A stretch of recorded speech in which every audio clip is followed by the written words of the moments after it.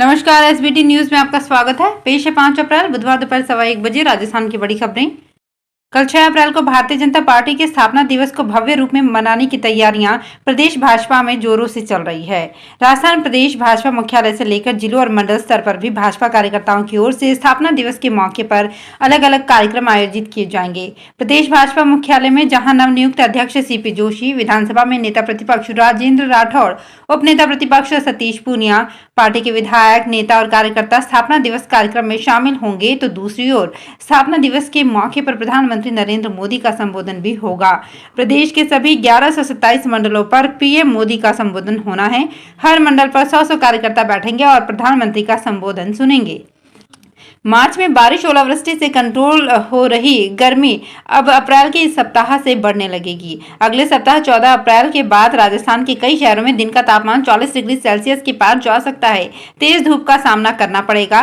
संभावना जताई जा रही है कि इस माह के तीसरे सप्ताह में वेस्टर्न राजस्थान के कई हिस्सों में हीट वेव का स्पेल शुरू हो सकता है। वहीं आज भी 5 जिलों में बारिश और तेज हवा चल सकती है। मौसम केंद्र से जारी अगले सप्ताह के फोरकास्ट को देखें तो विभाग ने पूरे राजस्थान में अगले 4-5 दिन मौसम शुष्क रहने की संभावना जताई है। मौसम साफ रहने के साथ ही तापमान 3 से 4 डिग्री सेल्सियस तक बढ़ सकता है। वर्तमान में चित्तौड़गढ़, बाड़मेर, जालौर, डूंगरपुर, कोटा, फलौदी, भीलवाड़ा में दिन का अधिकतम तापमान 35 डिग्री सेल्सियस के आसपास है, जो अगले सप्ताह में बढ़कर 40 डिग्री सेल्सियस तक हो सकता है। राजस्थान पर्यटन विभाग की ओर से ग्रेट इंडियन ट्रैवल बाजार के 12वें संस्करण का आयोजन 23 अप्रैल से 25 अप्रैल तक किया जाएगा। GITB के आयोजन के संबंध में पर्यटन भवन में प्रमुख शासन सचिव गायत्री राठौड़ की अध्यक्षता में विभिन्न विभागों के अधिकारियों के साथ एक हाई लेवल मीटिंग आयोजित की गई। इस मीटिंग में पर्यटन विभाग, RTDC, पुलिस प्रशासन, नगर निगम आदि संस्थाओं के अधिकारियों ने भाग लिया।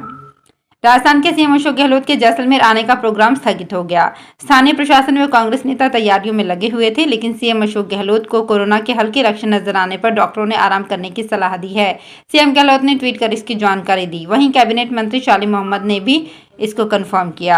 भागू के गांव में तैयारियों को अंतिम रूप दिया जा रहा था, मगर वो सारी तैयारियां धरी की धरी रह गई। दरअसल सीएम अशोक गहलोत 6 अप्रैल को जैसलमेर के भागू का गांव आने वाले थे, जहां वे जनसभा को संबोधित करने वाले थे। प्रशासन और कैबिनेट मंत्री शाली मोहम्मद ने तैयारियों का जायजा भी लिया, मगर सीएम के कोरोना पॉजिटिव होने की जानकारी के बाद प्रोग्राम ही स्थगित हो गया।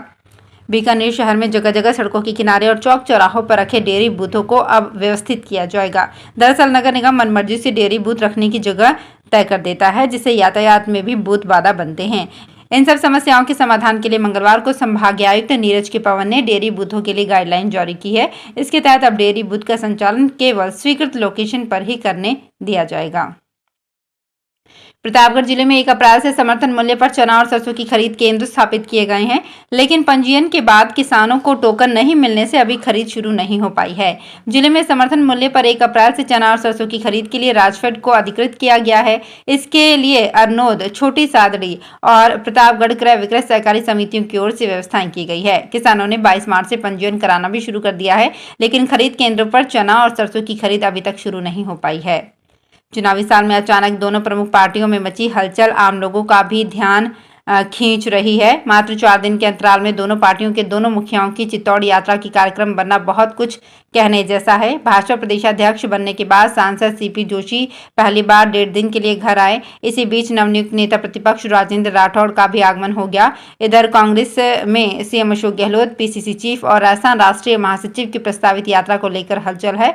भाजपा में जोशी की प्रदेशाध्यक्ष जैसे अहम पद पर नियुक्ति के साथ ही जिले की सियासत में गर्माहट आ गई है।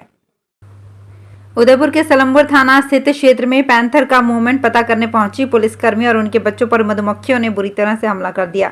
इससे पुलिसकर्मियों में अफरा तफरी का माहौल हो गया। जैसे तैसे जान बचाकर वे वहां से दौड़े। मधुमक्खियों के डंक से पुलिस कांस्टेबल देवीलाल, अशोक शेरावत, कुशाल सिंह, राकेश कुमार आदि जवान घायल हो गए। वहीं एक पुलिसकर्मी की बेटी जया बेसुध हो गई। उसे तुरंत सरकारी हॉस्पिटल में भर्ती करवाया गया। गर्मी के साथ ही फलों के राजा आम की बाजार में दस्तक हो चुकी है। फिलहाल उदयपुर में बादाम, तोतापुरी, हापुस और सिंदूरी किस्म की रोज औसत 3 ट्रक यानी करीब 36,000 किलो आवक हो रही है। मांग भी औसत 7,000 किलो ही है। फिर भी कीमतें पिछले साल के मुकाबले 10 से 15% ज़्यादा हैं। वजह उत्तर प्रदेश बिहार में बेमौसम की बारिश है। ऐसे में सप्लाई कम हो रही है तो इस बार इसकी कीमतें ज़्यादा रहना तय है। शहर की सवीना स्थित फल सब्जी मंडी में आम अभी 70 से लेकर 150 रुपये प्रति किलो तक बिक रहा है। पंजाब के मुख्यमंत्री भगवंत मान ने बुधवार सुबह सोशल मीडिया पर आकर नौजवानों से बात की। मुख्यमंत्री ने कहा कि पंजाब के नौजवान अपने रोल मॉडल खुद बने, ना कि हर 2 महीने बाद दूसरा रोल मॉडल बना लें। पंजाब के नौजवान बहुत ही काबिल हैं। हमारे पंजाबी नौजवानों ने विदेश में जाकर कड़ी मेहनत की, जिसकी बदौलत आज वो विदेशों में वहाँ के मूल निवासियों में आगे पहुँच गए हैं। विदेश में जाकर हमारे नौजवान काम करते हैं। राजस्थान में नया वित्त वर्ष शुरू होने के साथ ही स्टैम्प के लिए लोग परेशान होने लगे हैं। हाईकोर्ट, जिला कलेक्ट्रेट, मिनी सचिवालय समेत तमाम जगह पर स्टाम्प वेंडर्स के पास से लोग बिना स्टाम्प पेपर लिए वापस लौट रहे हैं। वहीं इन दिनों रेवेन्यू टिकट की भी किल्लत बढ़ गई है। दरअसल इस वित्त वर्ष के स्टॉक में मेंटेन और बिक्री रजिस्टर अब तक स्टाम्प विक्रेताओं को विभाग ने उपलब्ध नहीं करवाए हैं। इन रजिस्टर में एंट्री करने के बाद ही स्टाम्प विक्रेता आमजन को स्टाम्प पेपर बेच सकते हैं। सदगुरु इंटरनेशनल स्कूल के अभिभावकों ने मंगलवार को अजमेर कलेक्ट्रेट पर प्रदर्शन कर जिला कलेक्टर अंशदीप को ज्ञापन दिया। ज्ञापन में आरोप लगाया गया कि स्कूल प्रशासन आरटीई के तहत बच्चों को एडमिशन देकर अब मोटी फीस मांग रहा है। ज्ञापन में कहा गया है कि पिछले साल 2022 में आरटीई के तहत सदगुरु इंटरनेशनल स्कूल में एडमिशन दिए गए थे, लेकिन 3 अप्रैल 2023 को उन्हें स्कूल बुलाकर बच्चों का एडमिशन आरटीई में नहीं होने की जानकारी दी गई। बाद में उनसे जनरल श्रेणी में एडमिशन कराने के लिए 1 लाख रुपए की फीस मांगी गई।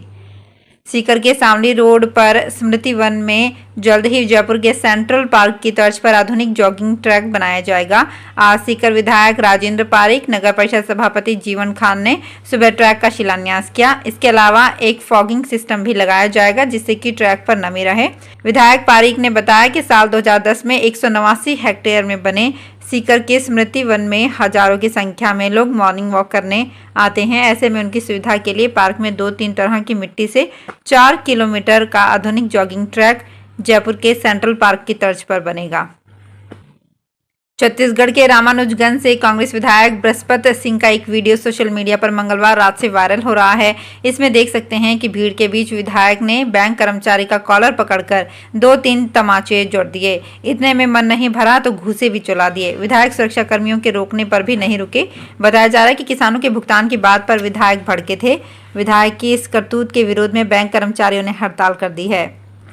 तेलंगाना पुलिस ने भाजपा के प्रदेश अध्यक्ष बंदी संजय को करीमनगर स्थित उनके आवास से हिरासत में ले लिया। भाजपा के प्रदेश महासचिव प्रेमेंद्र रेड्डी ने कहा कि ये तेलंगाना में पीएम मोदी के कार्यक्रम में खलल डालने का प्रयास है।